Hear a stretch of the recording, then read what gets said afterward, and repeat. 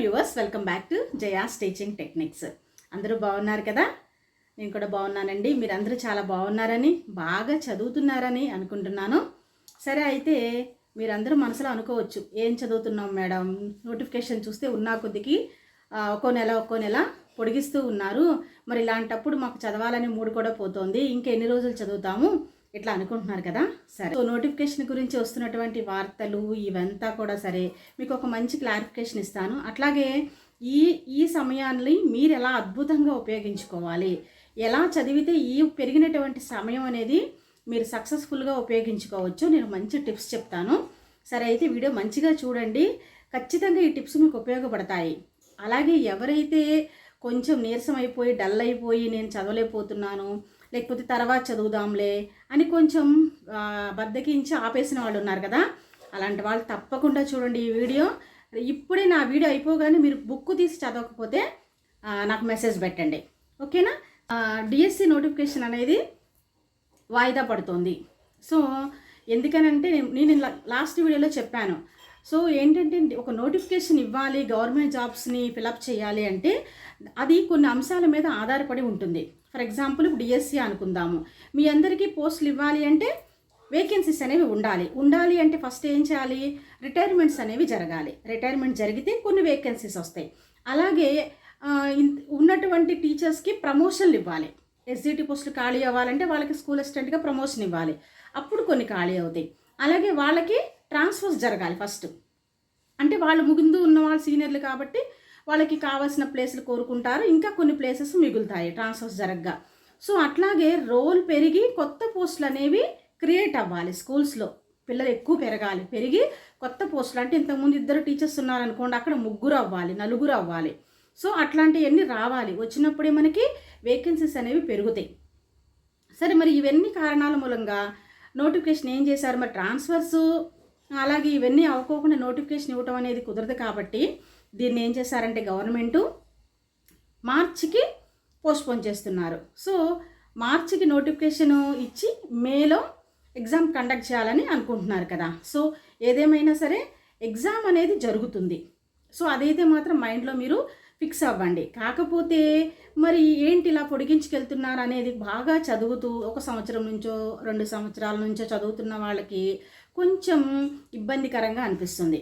అయితే నేను ఒకటే విషయం చెప్తానండి. సో ఒకటి గవర్నమెంట్ జాబ్ కొట్టాలి అంటే మాత్రం నేను ఇంతకుముందు చెప్పాను, ఓపిక ఉండాలి, సహనం ఉండాలి, వెయిట్ చేయాలి, వెంటనే రాదు. ఇలా వెళ్ళగానే ఒక 4 నెలల్లో 5 నెలల్లో చదివేస్తే గవర్నమెంట్ జాబ్ కొట్టడం అనేది అది కుదిరే పని కాదు. ఒక సివిల్స్ వాళ్ళు ఎలా అయితే 3 సంవత్సరాలు 4 సంవత్సరాలు కూర్చున్న వాళ్ళు విసుగు చెందరు, వాళ్ళు ఏమి కష్టంగా ఫీల్ అవ్వరు. సో ఒకసారి ఫెయిల్ అవుతారు, మళ్ళీ దానికోసం వెయిట్ చేస్తూ ఉండి అది సాధించిన తర్వాతే వెనక్కి వస్తారు. సో అట్లాగే సో మీరు ఖచ్చితంగా డిఎస్సి జరుగుతుంది, నోటిఫికేషన్ ఇస్తారు కాబట్టి రేపు మేలో అంటున్నారు కాబట్టి మేలో కాకపోతే జూన్ అవ్వచ్చు, ఆగస్ట్ అవ్వచ్చు, దానికి కూడా మెంటల్లీ ప్రిపేర్ అవ్వండి. సో కానీ నేను చెప్పేది ఏంటంటే ఈ వీడియోలో ఈ పెరిగిన సమయాన్ని ఏ విధంగా వాడుకోవాలి. సో మీరు ఈ పెరిగిన సమయము ఇంకా 4 నెలలు పెరిగింది కదా అని చెప్పి రిలాక్స్ మాత్రం అవ్వద్దు. ఎందుకో చెప్తున్నా వినండి. సో మీరు ఈ సమయంలో కనుక బెస్ట్గా మీరు రివిజన్ చేసుకున్నట్లయితే సో మీకు గ్యారంటీగా జాబ్ వస్తుంది. సో ఆ రివిజన్ కూడా నేను కొన్ని టిప్స్ చెప్తాను. నేను నా లాస్ట్ వీడియో ఒకటి చూడండి, బెస్ట్ రివిజనల్ టిప్స్ అని పెట్టాను.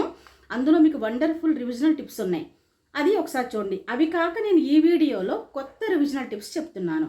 కొంతమంది నన్ను అడిగారు, నోట్స్ రాసుకోవాలా మేడం, నోట్స్ రాసుకునే ప్రిపేర్ అవ్వాలా అని. ఒకటే చెప్తాను, మీరు ఇంతకుముందు నోట్స్ రాసి ఉంటే కనుక కంటిన్యూ చేయండి. ఒకవేళ లేదు ఇప్పుడు కనుక కొత్తగా రాయాలంటే మాత్రం రాయొద్దు. ఎందుకంటే మీరు ఇప్పుడు నోట్స్ రాస్తూ కూర్చుంటే ఈ 3 నెలల సమయం అనేది రివిజన్ చేయటానికి అవ్వదు, నోట్స్ రాయటానికే అయిపోతుంది. కాబట్టి మీరు ఏదైతే బుక్ మీరు ఇప్పుడు దాకా చదివారో అదే బుక్లో రివిజన్ చేయండి. ఆ బుక్ని మళ్ళీ 2వ సారి చదవండి, మళ్ళీ 3వ సారి చదవండి. అంతేగా నోట్స్లో పాయింట్లన్నీ నేను టెక్స్ట్ బుక్లో పాయింట్స్ అన్నీ నేను నోట్స్లో ఇప్పుడు ఎక్కిస్తానంటే ఈ పెరిగినటువంటి ఈ అద్భుతమైన టైం అనేది వేస్ట్ అయిపోతుంది. కాబట్టి నోట్స్ రాసే కొత్త పని అనేది నా ఉద్దేశం ప్రకారం, నా వ్యూలో చెప్తున్నాను, కొంచెం టైం వేస్ట్ లాంటిదే. కాబట్టి ఇప్పుడు నేనేం చెప్తానంటే ఏ బుక్ చదువుతున్నారో దాన్ని మళ్ళీ చదవటం మూలంగా మన ఐస్కి గ్రాఫికల్ రీడింగ్ అనేది బాగా గుర్తుంటుంది. సో మన కళ్ళు మూసుకున్న పలానా పేజీలో పలానా చోట పలానా బిట్ ఉంది, కింద ఒక బిట్ ఉంది, పైన ఇది ఉంది అనేది గుర్తుండిపోతుంది. సో మీరు టెక్స్ట్ బుక్లో ఒక రకంగా చదువుతారు అక్షరాలు, నోట్స్లో ఇంకో రకంగా రాస్తారు. సో మీకు గుర్తుండకపోవచ్చు ఒక్కోసారి. ఓకే, సరే మీరు ఒకవేళ నోట్స్ రాయాలి అంటే ఇప్పుడు నేను చెప్పే బెస్ట్ పద్ధతి వాడండి. ఏంటంటే ఆ బెస్ట్ టెక్నిక్, ఒక లెసన్ అంతా చదవండి. చదివేసి ఉంటారు ఇంతకుముందు. ఆ లెసన్లోంచి కీవర్డ్స్ ఉంటాయి. సో మెయిన్ కీవర్డ్స్ ఉంటాయి. ఫర్ ఎగ్జాంపుల్ ఇప్పుడు సూర్యరశ్మి ఉందనుకోండి, కిరణజన్య సంయోగ క్రియ. సో అందులో సూర్యరశ్మి, పత్రహరితము, అలాగే అందులో జరిగే క్రియ, ఆక్సిజను, ఇట్లా నీరు, ఇవన్నీ పదాలు ఉంటాయి కదా. ఇలాంటి కీవర్డ్స్ అన్నిటినీ కూడా మీరు ఒక లెసన్ పేరు హెడ్డింగ్ పెట్టుకోండి. అందులో వచ్చిన కీవర్డ్స్ మాత్రమే వరుసగా రాసుకోండి. అలా తర్వాత ఇంకో లెసన్ చదువుతారు కదా, రివిజన్ చేస్తారు, అందులో ఉన్న కీవర్డ్స్ ఉంటాయి, ఆ కీవర్డ్స్ని రాసుకోండి. సరే తర్వాత థర్డ్ లెసన్ కీవర్డ్స్ మాత్రమే రాసుకోండి. ఇప్పుడు ఏమవుతుంది, మీరు ఈ కీవర్డ్స్ చదువుతున్నప్పుడు ఆ కీవర్డ్ చూడగానే ఆ సెంటెన్స్ అంతా మీకు మైండ్లోకి రావాలి. ఆ కీవర్డ్ చూడగానే సూర్యరశ్మి అనగానే సో పత్రహరిత సహాయంతో మొక్కలు సూర్యరశ్మిని తీసుకుని ఆహారాన్ని తయారు చేసుకుంటాయి అని సెంటెన్స్ మొత్తం గుర్తొస్తుంది. సో కీవర్డ్స్ చూడంగానే మీకు లెసన్ మొత్తం రివిజన్ అయిపోవాలి. రేపు పొద్దున్న చదువుతున్నప్పుడు టెక్స్ట్ బుక్లోని కీవర్డ్స్ అన్ని చూస్తూ ఉంటారు కదా, ఆ చూస్తూ ఉన్నప్పుడు మీకు లెసను ఆ వర్డ్స్కి సంబంధించిన సెంటెన్స్ గుర్తుకొస్తుంది. సో ఈ విధంగా నోట్స్ రాసుకోండి. అప్పుడు మీకు షార్ట్ పీరియడ్లో నోట్స్ రాసుకోవడం అయిపోతుంది. రేపు ఎగ్జామ్ ముందు రివిజన్ చేసుకుంటా కూడా ఉపయోగపడుతుంది. ఓకేనా? సో ఈ టెక్నిక్ ఫాలో అవ్వండి. అయితే ఇంకోటి ఏం చెప్తున్నానంటే, ఈ సమయంలో మీరు ఎక్కువ మోడల్ పేపర్స్ ప్రాక్టీస్ చేయండి. సో మర్చిపోకుండా రోజు రివిజన్ చేస్తూ ప్రాక్టీస్ చేయండి. ఇంకొక టిప్ ఏం చెప్తున్నానంటే, ఎవరైతే కరెంట్ అఫైర్స్ ప్రిపేర్ అవుతున్నారో, జీకే ప్రిపేర్ అవుతున్నారో, సో కరెంట్ అఫైర్స్ ప్రిపేర్ అవుతున్నప్పుడు ఒకే రకమైన బిట్స్ అన్నీ కూడా ఒక దగ్గర రాసి పెట్టుకోండి. ఫర్ ఎగ్జాంపుల్ అవార్డులు వచ్చినాయి అనుకోండి, ఇవాళ ఒక అవార్డు రావచ్చు, 10 రోజుల తర్వాత ఇంకో అవార్డు రావచ్చు ఎవరికన్నా. సో అలాంటివన్నీ ఒక దగ్గర వరుసగా రాసుకోండి. ఓకే, లేకపోతే ఇప్పుడు ఇవాళ స్పోర్ట్ జరగచ్చు, ఒక ఆట జరగచ్చు, 4 రోజుల తర్వాత ఇంకో గేమ్ జరగచ్చు, అవన్నీ ఒక దగ్గర. లేకపోతే విన్యాసాలు జరుగుతూ ఉంటాయి, ఎక్సర్సైజెస్. సో అవన్నీ ఏం చేస్తారు, మీరు రకరకాల పేర్లతో వస్తూ ఉంటాయి, అవన్నీ మీరు ఒక దగ్గర రాసుకోండి. సో ఇలా రాసుకోవటం మూలంగా ఏంటంటే కంపేర్ చేసి చదువుకుంటూ కన్ఫ్యూజ్ కాకుండా ఏది ఏంటి అనేది మీకు క్లారిటీ వస్తుంది. అలా కాకుండా ఒక పేజీలో ఒకటి ఉంటుంది, ఇంకో పేజీలో ఇంకోటి ఉంటుంది, ఇంకో పేజీలో ఇంకోటి ఉన్నప్పుడు మీరు మర్చిపోయే అవకాశం ఉంటుంది. కాబట్టి అలాంటివన్నీ ఒక దగ్గరికి తెచ్చుకోండి. సో ఈ సమయంలో మీరు అలాంటి ప్రాక్టీస్ చేయండి, అలాంటి వర్క్ చేయండి. అప్పుడు మీకు అది బెనిఫిట్ అవుతుంది మీకు. సో ఓకేనా? సరే, ఇంకొక ముఖ్యమైన విషయం చెప్తున్నాను, గుర్తుపెట్టుకోండి. సమయం ఉంది కదా అని చెప్పి ఈ సమయంలో మీరు రకరకాల పుస్తకాల జోలికి వెళ్ళొద్దు. ఏ బుక్ అయితే మీరు మొదట్లో స్టార్ట్ చేసి ఇప్పటివరకు చదువుతున్నారో అదే బుక్ మళ్ళీ చదవండి. సో మార్కెట్లోకి వెళ్ళి రకరకాల పబ్లిషర్స్ విడుదల చేస్తూ ఉంటారు, మంచిగా అవుతాయి అవి కూడా.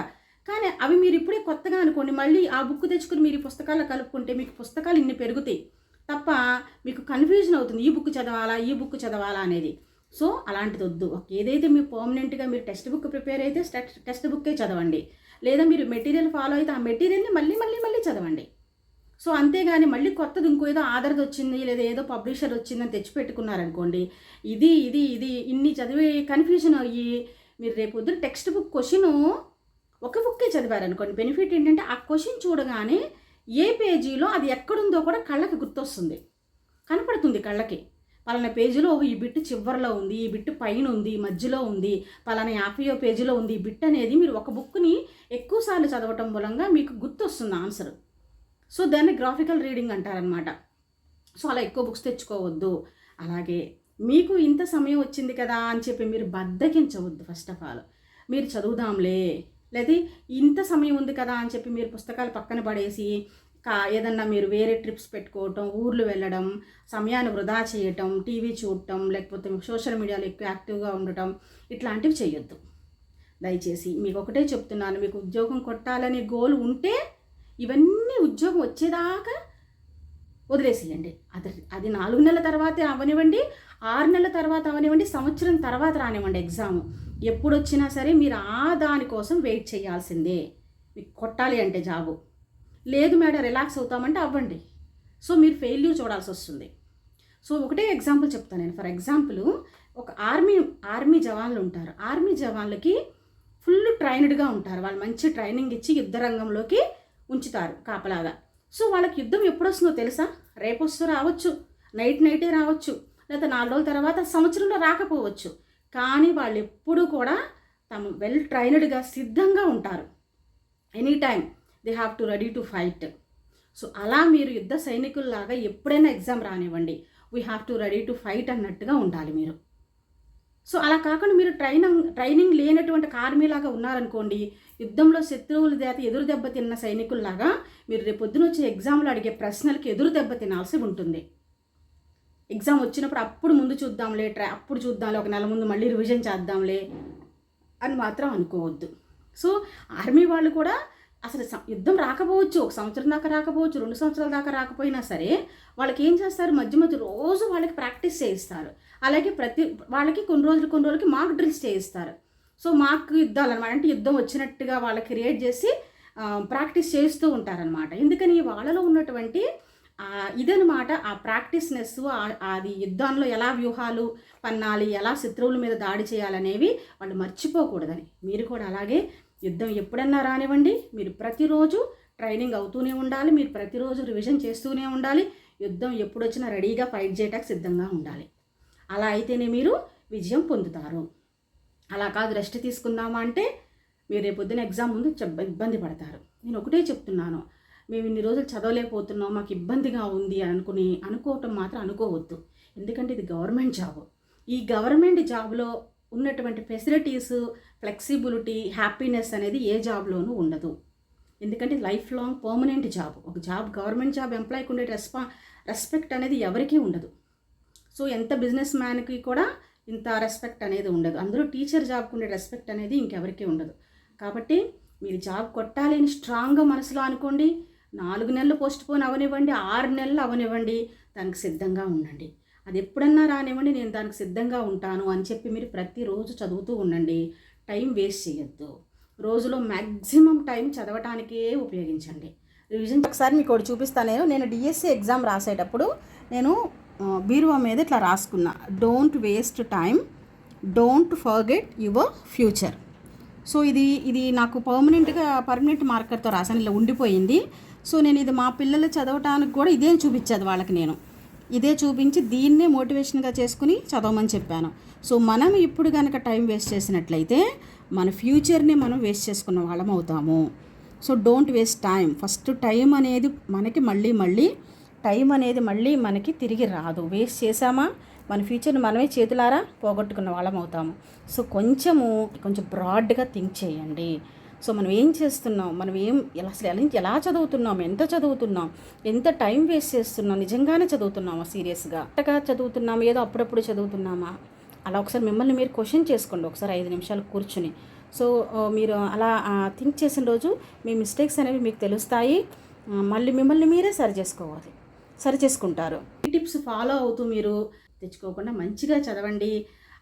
ఎగ్జామ్కి రెడీగా ఉండండి గైస్. ఓకేనా guys? All the best. Bye bye.